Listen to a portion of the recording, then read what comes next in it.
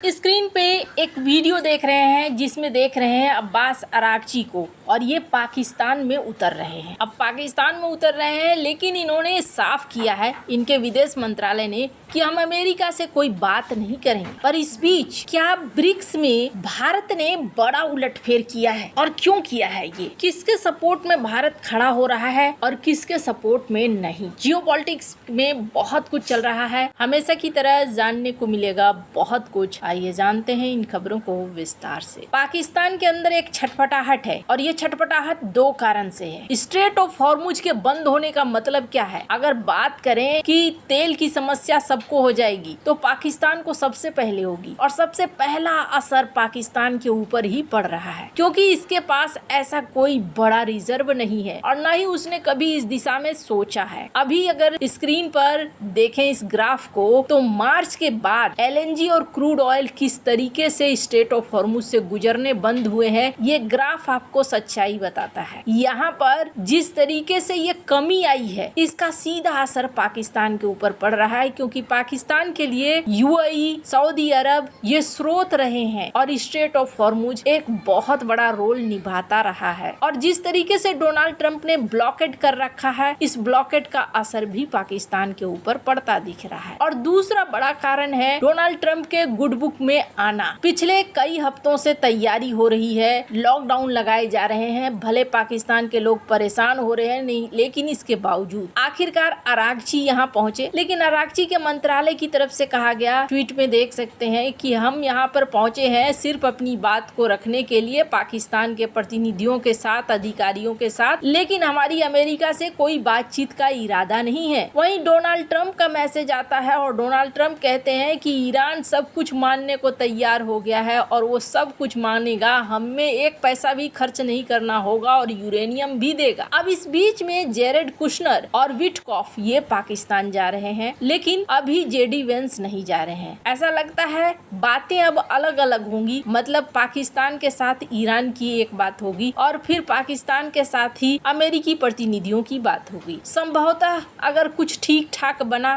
तो दोनों एक टेबल पर बैठेंगे। मैंने कल भी कहा था, ईरान के लिए अब समस्या बढ़ने वाली है। जिस तरीके से आर्थिक चोट दी है अमेरिका ने, ईरान आज नहीं तो कल बुरी तरीके से यहाँ फंसता हुआ दिख रहा है। इस बीच ये भी देखने को मिल रहा है कि कई सारे देश नोटिफिकेशन जारी कर रहे हैं अपने नागरिकों के लिए कि आप यहाँ से निकलना शुरू होइए, निकलिए यहाँ से। यानी कभी भी यहाँ कुछ भी हो सकता है ये वार्ता न पूरी हो या फिर फेल हो जाए, और वार्ता फेल हो जाएगी तो एक बार फिर से युद्ध शुरू हो सकता है। और ये जो समय है ना, जो सीज फायर का समय है, अगर उसे आप देखेंगे तो ईरान ने भी अपनी तैयारियों में लगाया है, तो इजराइल ने भी अपनी तैयारियों में लगाया है। कहा जा रहा है कि इजराइल ने इस बार Barak MX air defence system को तैनात कर दिया है। अब इसका क्या मतलब है? 35 किलोमीटर, 70 किलोमीटर, 150 किलोमीटर रेंज को इंटरसेप्ट करने के लिए खास तौर पर इसे इजराइल एरोस्पेस इंडस्ट्री ने बनाया है। फाइटर एयरक्राफ्ट को रोकने के लिए, हेलीकॉप्टर को गिराने के लिए, ड्रोन को गिराने के लिए, क्रूज मिसाइलों को रोकने के लिए। इजराइल को अभी इसकी जरूरत क्यों पड़ी? क्योंकि ईरान अगर अटैक करता है मल्टी डायरेक्शन, सैकड़ों ड्रोन के साथ, क्रूज मिसाइल्स के साथ, डिकॉय टारगेट के साथ, तो इनको जो नीचे नीचे उड़ती हुई चीजें हैं, इनको तबाह किया जाए। केवल एक सिस्टम काफी नहीं है, इजराइल बहुत लेयर्ड में रखता है डिफेंस सिस्टम, आयरन डोम, डेविड स्लिंग, एरो, उसके बाद बराक्स MX। तो अभी की जो परिस्थितियां हैं, अभी की परिस्थितियां कुछ इस तरीके की दिख रही हैं, जहां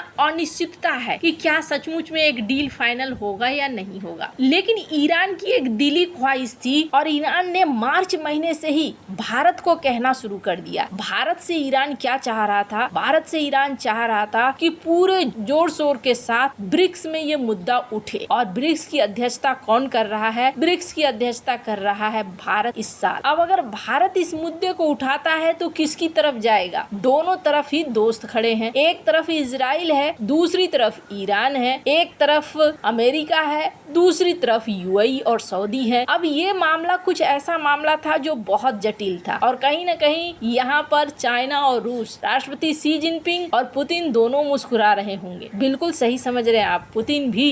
क्यों? क्योंकि पुतिन भी चाहेंगे और जिनपिंग भी चाहेंगे कि भारत अमेरिका के खिलाफ कुछ दमदार बोल दे और दोनों के बीच में दूरियां लगातार और ज्यादा बढ़ जाए। राजनीति में ऐसी ही चीजें चलती हैं, बहुत दूर की चीजें चलती हैं। रूस भी चाहेगा कि हर हाल में भारत हमारे साथ रहे, कोई तीसरा ना आए, और शी जिनपिंग चाहेंगे कि अमेरिका से भारत की दूरी बनी रहे ताकि हमारे बॉर्डर के आसपास अमेरिका और भारत का गठजोड़ न बने। तो यहाँ सब आसरा में बैठे हुए थे कि ब्रिक्स की तरफ से भारत क्या स्टेटमेंट देता है, और ईरान तो मार्च में ही चाह रहा था कि भारत एक स्टेटमेंट दे और इस लड़ाई का विरोध करे, इसके बारे में कहे कि अमेरिका और इजराइल जो कर रहे हैं वो गलत कर रहे हैं। भारत इस मामले में कुछ बोलना नहीं चाह रहा है और नहीं बोलने के पीछे चुप्पी या डर नहीं है, बल्कि ये है कि कूटनीतिक तौर पर अपने आप को किसी भी तरीके से कमजोर नहीं करना चाह रहा है भारत। अब आपके मन में सवाल आएगा, चुप रहने से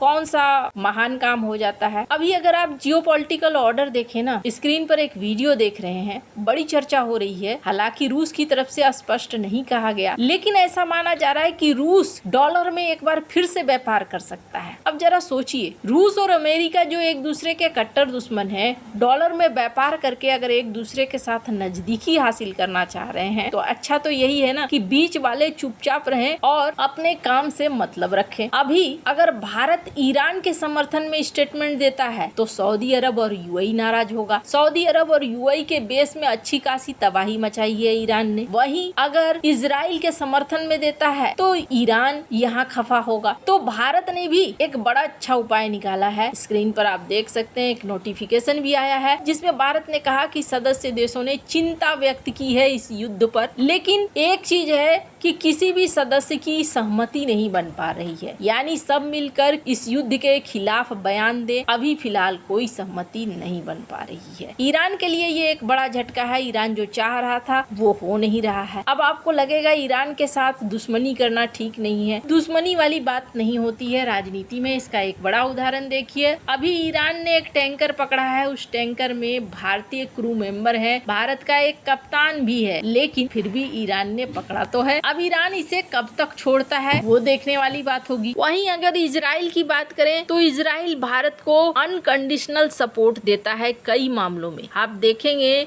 भारत इजराइल के खिलाफ भी वोटिंग कर देता है कई बार यूएनएससी में, लेकिन इजराइल उस चीज को दिल पर लगाकर नहीं बैठता है। वो समझता है कि भारत की कूटनीतिक पोजीशन ऐसी है कि भारत किसी की तरफ नहीं जाएगा और अपने विचार खुद से व्यक्त करेगा, लेकिन ये भी है कि भारत हमारा एक अच्छा वाला दोस्त है। अब ब्रिक्स में आगे क्या फैसला होता है वो देखने वाली बात होगी। फिलहाल के लिए ब्रिक्स में इस चर्चा को अभी रोक सा दिया गया है और ये ईरान के लिए भी, चाइना के लिए भी किसी बड़े झटके से कम नहीं है। आपको क्या लगता है इन सब मामले में? आपकी क्या राय है? कमेंट कर जरूर बताएं। जल्द मिलते हैं अगले वीडियो में नई खबर के साथ।